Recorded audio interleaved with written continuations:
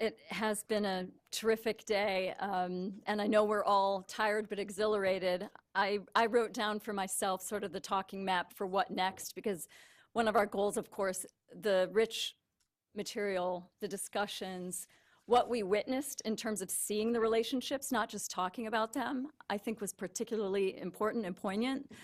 But to take away here, we're going to do a very thoughtful synthesis that comes out as a beautiful workshop proceedings document. But that's really just the beginning of the marching orders that we all have. I sort of wrote down 4 very simple takeaways that I think sort of fit with the themes from the whole day. 1, relationships and skilled communication. They're essential to meaningful medicine and the person-centered experience. 2, Tony said this, a huge amount of life is possible. And I'll add in for seriously ill infants, children, adults, and seniors. If we learn how to ask for and embed their expertise about what's important to them. 3, proven tools, training, resources, and services across the spectrum are available, and more should come to help make all of this happen.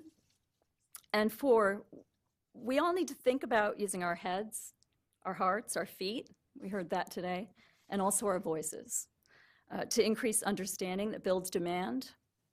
Nick, I loved what you just described as the magical moment, because I had it in my own family experience when my mom was diagnosed with ALS. And that meme that Karen showed this morning about Snoopy was sort of our family motto. Yeah, there's going to be a day when we all die, but on all of the other days we don't.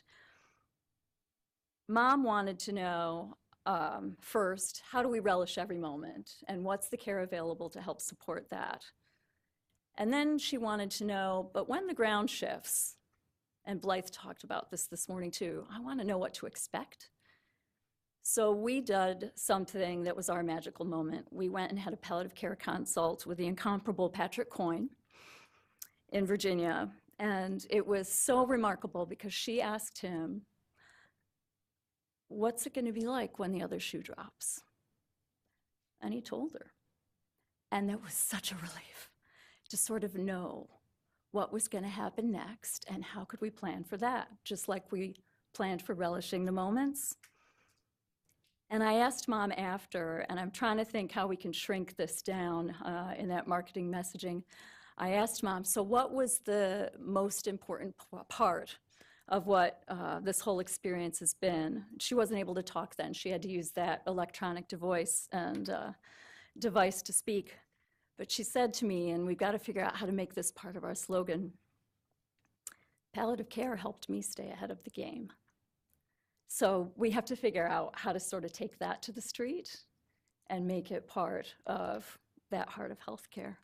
There is a reception on the 3rd floor. I hope everyone will come celebrate the day for a moment and sort of breathe. I'm looking forward to all of us doing our part to sort of take the next steps. Thank you to the planning committee, to all the speakers, to the whole audience who were part of the speaking program.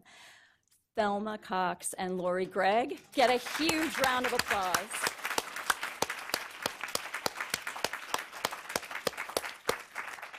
And Joanne, my co-chair.